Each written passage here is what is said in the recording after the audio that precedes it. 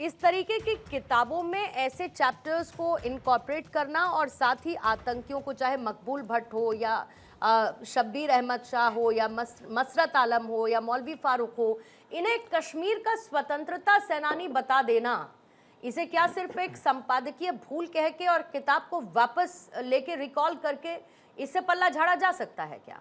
यह एक तरीके का ट्रेंड है, कोशिश है ये?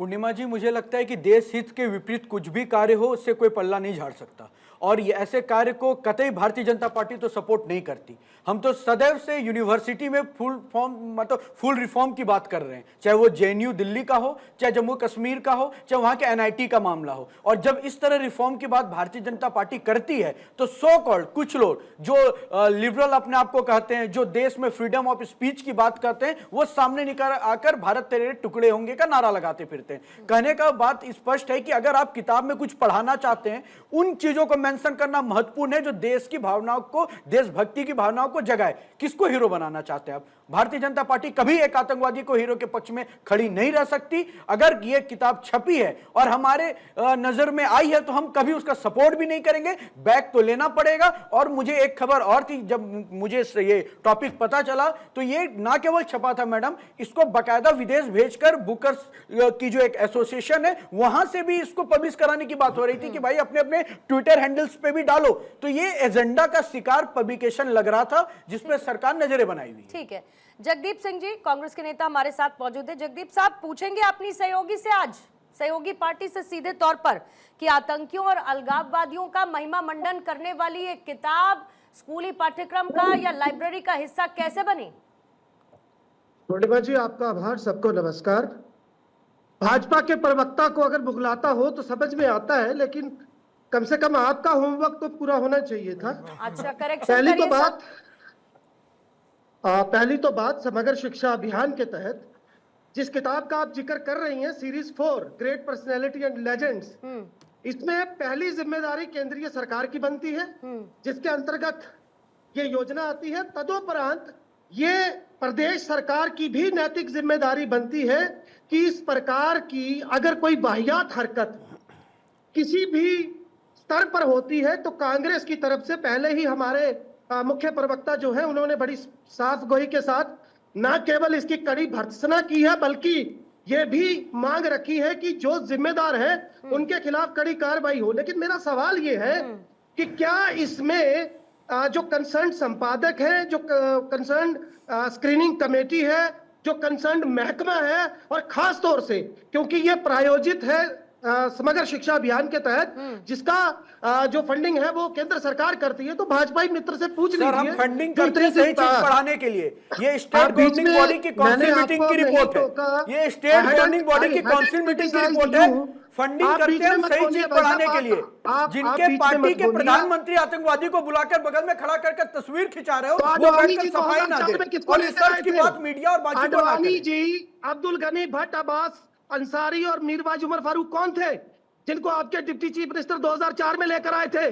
कश्मीरियत, जमहूरियत और इंसानियत का नारा सुनिए। बात बीच में मत बोलिए, पहले तो बीच में मत बोलिए। रविंद्र राणा ने स्पष्ट रूप से खंडन किया है चीजों का। पढ़ के आइए, आप दूसरे को रिसर्च की बात करते हैं, पढ़ के आइए। क्या चर्चा कर रहे हैं? ये चर्चा क्या? रविंद्र राणा ने स्पष्ट रूप से खंडन किया है। मेरी बात पहले बात सुनो, बीच में मत बोलो। लश्कर तैयबा के तालिब बात सुनो क्या होता है? बताओ, आपातकाल लगाने वाले शांत हो जाए। बात सुनो क्या होता है? पता कि समग्र शिक्षा अभियान को बगल में खड़ा करके फोटो खिंचाने वाले शांत हो जाए। बाकी आप क्या बात करेंगे? आपको ये भी नहीं पता कि वाजपेयी साहब के दौर में किस तरीके से अलगाववादियों के साथ प्रयास किया गया, और मैं उसकी निंदा नहीं कर रहा हूं।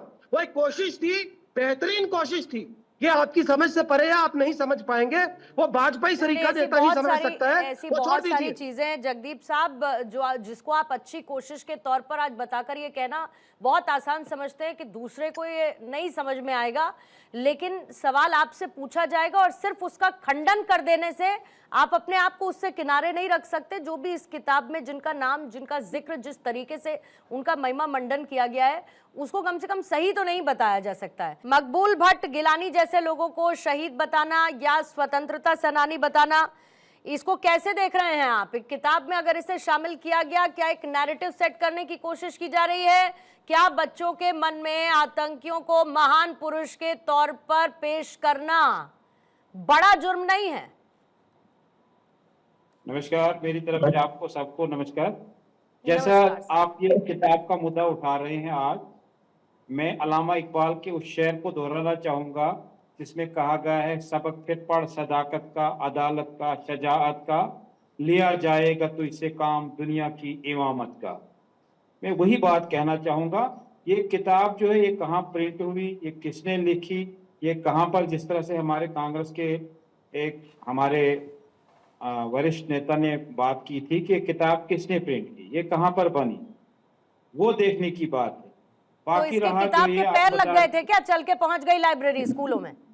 गिलानी साहब कौन थे? गिलानी साहब जो थे वो मैं यहाँ ये की पूछ जहाँ रही हूँ के कि क्या हुआ था, इस किताब के पैर लग गए थे कि चल के पहुंच गई लाइब्रेरी में जो सरकारी स्कूल है वहां के?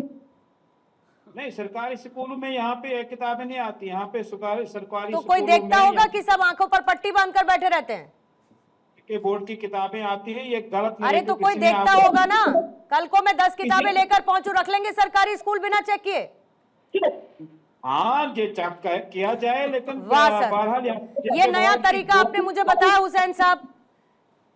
लेकिन मैं जब भी किताबें भिजवाऊंगी तो उसमें आतंकियों का महिमा मंडन करने वाली किताबें नहीं भिजवाऊंगी, और देखने वाले को भी ये देखना पड़ेगा कि कौन सी किताबें लाइब्रेरी में शामिल कर रहा है और कौन सी रखनी है और कौन सी नहीं रखनी है। बिल्कुल बिल्कुल, नहीं, देखने वालों को तो जरूरी, लेकिन जिसने ये बनाई, जिसने अरे ये तो प्रिंट पहुंची की, कैसे? वो कौन लोग है, वो मशीन कहां पर थी? तालिब हुसैन साहब, आपको सुनाई पड़ रहा है आप क्या कह रहे हैं? जी जी जी, समझ में आ रहा है आप क्या कह रहे हैं? हाँ हाँ, मैं कि बोल सारी रहा हूँ। एनर्जी आपने शेर को याद करने में लगा दी बस। असल में मैं बात कह रहा हूँ कि किताब के बारे में जो इस वक्त आप नैरेटिव यहाँ पे बना रहे हैं, अरे नैरेटिव, इसको नैरेटिव किताब के बारे में बनाना नहीं कहते हुसैन साहब। समझ लीजिए कि चर्चा किस बात पर है। आतंकियों को बताया जा रहा है शहीद, महिमा मंडन करते हुए उन्हें स्वतंत्रता सेनानी बताया जा रहा है। चलता है आपको? गिलानी साहब क्या आतंकी थे? नहीं, महान नेता थे, आप मानते होंगे, स्वतंत्रता सेनानी मानते होंगे। वो तो एमएलए रहे हैं, असेंबली, नहीं नहीं, मैं तो फिर अलगाववादी तो आपके यहाँ कश्मीर में कुछ करते ही नहीं थे। अलगाववादी तो बहुत कुछ अच्छा कर रहे थे कश्मीर में आपके लिए। ये तो आपकी सोच है, हमारी सर एग्जैक्टली आपकी सोच का ही आपकी सोच का ही एग्जैक्टली प्रॉब्लम है, यही मैं कह रही हूं। और बहुत कुछ बदला जा सकता है लेकिन सोच नहीं बदली जा सकती है। तो आपकी सोच आपको मुबारक, लेकिन आपकी सोच देश की सोच के हिसाब से नहीं है। हमारी पार्टी के जो फाउंडर रहे वो हिंदुस्तान के होम मिनिस्टर रहे हैं, मुफ्ती मोहम्मद सईद साहब। आपको इस किताब से कोई समस्या नहीं है? ये किताब जब जेके बोर्ड में है ही नहीं ना एनसीईआरटी में, लाइब्रेरी में रखी है, ये कहीं पे मुझे बताओ। लाइब्रेरी में रखी थी लाइब्रेरी में बच्चों को पढ़ाने के लिए। क्या पढ़ाना चाह रहे हैं बच्चों को? बंदूक की भाषा पढ़ाना चाह रहे हैं? आतंक की भाषा बच्चों को पढ़ाना चाह रहे हैं? किसने रखी है? अरे मैं स्कूल का प्रबंधन नहीं करती साहब, मैंने नहीं रखवाई, ये मुझे पता है। और स्कूल का प्रबंधन करने वाले वहां पर बाकी लोग हैं। पहले थोड़ा सा लॉजिकल बातचीत पर आ जाइए तालिब हुसैन साहब। लेट्स नॉट स्पीक इलॉजिकली, थोड़ा सा लॉजिकल बातचीत पर आ जाइए। इधर उधर की बातें नहीं करते, रहने देते हैं उसको। संजय राणा जी, जल्दी से एक टेक आप मैं आपका लूंगी। फिर ऐसा लगता है इससे पहले भी 25 किताबें इस तरीके की लाई गई थी, और जो प्रतिबंधित किताबें हैं फिर एक नई किताब की एंट्री हो जाती है इस तरीके के मैटर के साथ, जो अपने आप में कंट्रोवर्शियल भी है, और बच्चों के सामने तो कम से कम उसको पेश ही नहीं करना चाहिए जो अभी सीख रहे हैं। पणिमा जी, गुड इवनिंग फेलो। देखिए, सिंपल से बात है, जो यासिर मलिक को अपना भगवान और अपना अल्लाह मानते हो, उससे आप ज़्यादा उम्मीद क्या कर सकती हैं? और ये परंपरा कोई नई नहीं है। यही कांग्रेस थी जिसने बताया था औरंगजेब हमारा नेता है, हमारा सब कुछ है, और अकबर द ग्रेट किसने पढ़ाया था? इसी ने पढ़ाया था, इसी कांग्रेस ने पढ़ाया था। अकबर रोड से औरंगजेब रोड होते हुए 10 जनपद होते हुए कश्मीर पहुंच गई थी। छपी लगता था 10 जनपद के बगल में जो ऑफिस, वहां छपी थी कि किताब। अरे भैया, किताब आपने छपवाई, किताब अगर छपी भी गई आप क्या से कैसे पहुंच गई? और मानसिकता देखिए, पता नहीं इमाम कौन से इमामा का वो सुना रहे थे शायरी। अरे शायरी सुनने थे ना बैठे डिबेट में, तर्क देने बैठा हूं, तर्क पूछ रहे हैं। इन्होंने मेरे पार्टी के अध्यक्ष होम मिनिस्टर थे, उसी होम मिनिस्टर के कार्यकाल में कश्मीरियों का नरसंहार हुआ था, उसी होम मिनिस्टर के कार्यकाल में आपने आतंकवादियों को छोड़ा था, उसी होम मिनिस्टर के कार्यकाल में सबसे ज्यादा नरसंहार हुआ था। तो होम मिनिस्टर कौन था उसके बारे में बताने की जरूरत नहीं है, और होम मिनिस्टर कैसे बना था वो भी हमें बताने की जरूरत नहीं है। समस्या क्या है, मानसिकता बदलने की जरूरत है। अगर कोई ईरान में मरता है तो कश्मीर में मातम छा जाता है, उनसे आप उम्मीद कर रहे हो कि यासिर मलिक को अपने अब्बा ना बताएं। अब्बा तो बताएंगे बताएंगे, क्योंकि अब्बा ना बताए तो उनका खून खाना नहीं बचेगा। और जब प्रश्न पूछेंगी तो मुझे तो सुनाई नहीं दे रहा है, मुझे दिख नहीं रहा है, किताब किसने छपवा दिया है? अरे 10 जनपद में थोड़ी ना किताब छपी थी या वहां छप गई थी? आए बताइए, नाम औरंगजेब रोड किसने रखा था, हुमायूं रोड किसने रखा था, अकबर रोड किसने रखा था? आपके शासनकाल में रखा था। कभी राणा प्रताप के बारे में पढ़ाया, कभी शिवाजी के बारे में पढ़ाया, कभी भगत सिंह के बारे में पता? उनके बारे में 5 पेज, राणा प्रताप के बारे में 1 पैराग्राफ। ये हमारा देश का था। और जितने भी एजुकेशन मिनिस्टर प्रथम हुए हैं, प्रथम एजुकेशन मिनिस्टर अनपढ़ था। आपको मैं एकदम बेबाकी से बोल रहा हूँ, मदरसा से पढ़े थे, 1902 के पहले उनका इतिहास नहीं पता, वो आए कहाँ थे? आए थे अरब से, और यहाँ पे फॉलो करते थे किसको? खिलाफत मूवमेंट में, और 1922 में कांग्रेस में मिल गए। ठीक है। अरे ऐसे लोगों की मानसिकता के साथ आप सोचते हैं कि देश का कल्याण होगा? सोहेल नहीं हो काज़मी सकता। सोहेल काज़मी साहब, आप तो जम्मू कश्मीर की राजनीति से लेके और पूरा जम्मू कश्मीर के बदलते दौर को आपने बहुत करीब से देखा है। इस एक इंसिडेंट को किताब का ऐसे इंड्यूस करना लाइब्रेरी के अंदर जिसमें आतंकियों का महिमा मंडन हो, इसे क्या सिर्फ एक आइसोलेटेड घटना के तौर पर देखकर छोड़ दें क्योंकि किताब रिकॉल कर ली गई है, वापस हटा ली गई है किताब, या फिर एक तरीके का पैटर्न है? पहले भी घटनाएं क्योंकि ऐसी हुई हैं काज़मी साहब। देखिए पूर्णिमा जी, पहले तो गुड इवनिंग आप सबको। दूसरा ये है कि ये जानबूझ के ऐसी चीजें करने के कुछ फ्रिंज एलिमेंट्स हैं with in the state government machinery जो इस फिराक में रहते हैं। देखिए हम पाकिस्तान, ISI अपने बॉर्डर्स की हिफाजत करना जानते हैं, गवर्नमेंट ऑफ इंडिया उसका पूरा ध्यान रखती है, लेकिन प्रॉब्लम कहाँ आती है कि ऐसे लोग सिस्टम में भी हैं जो हमेशा ऐसी फिराक में रहते हैं कि कुछ ऐसी चीजें बोली जाएं, की जाएं, जिससे कि डिबेट्स पे डिबेट्स हो जाएं और एक रोष जो है सोसाइटी में। मैं पूछता हूं, गिलानी साहब तो 73 में थे, तालिब साहब ने कहा हुआ MLA थे, तो गनी लोन भी MLA थे, फिर क्या हो गया? तब भारत अच्छा था, उसके बाद उनको right of self determination, ISI और पाकिस्तान अच्छा लगने लगा।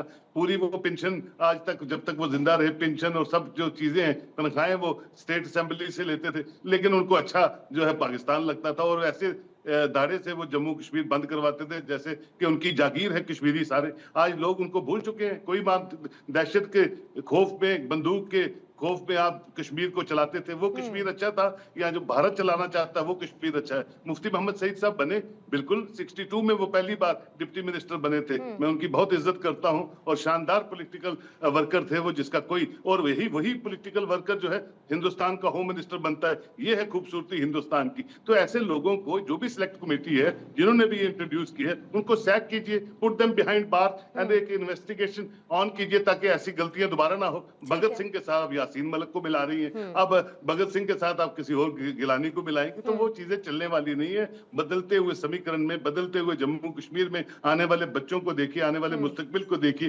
कौन सी चीजों पे आप उसको ग्लोरीफाई करने की कोशिश करती हैं। ऐसे लोगों को आइडेंटिफाई करना चाहिए, एंड लॉ एनफोर्सिंग एजेंसी कड़े से कड़े कानून के तहत उन पे लॉस की तरह बुक करके इन्वेस्टिगेट करना चाहिए। काज़मी साहब आया है, वो बताते हुए बस मैं इस चर्चा को खत्म करूंगी, और क्योंकि बहुत कम समय रहा इसलिए माफी चाहूंगी सभी मेहमानों से कि जो दोनों किताबें जिसे लेकर ये विवाद हुआ था, राज्य सरकार ने एक तो जांच के आदेश दे दिए हैं, दोनों ही किताबों को हटा लिया गया है, और तीसरी बात, जो लेखक और जो पब्लिशर हैं दोनों के खिलाफ कार्रवाई की फिलहाल बात इस पूरे मैटर में की जा रही है।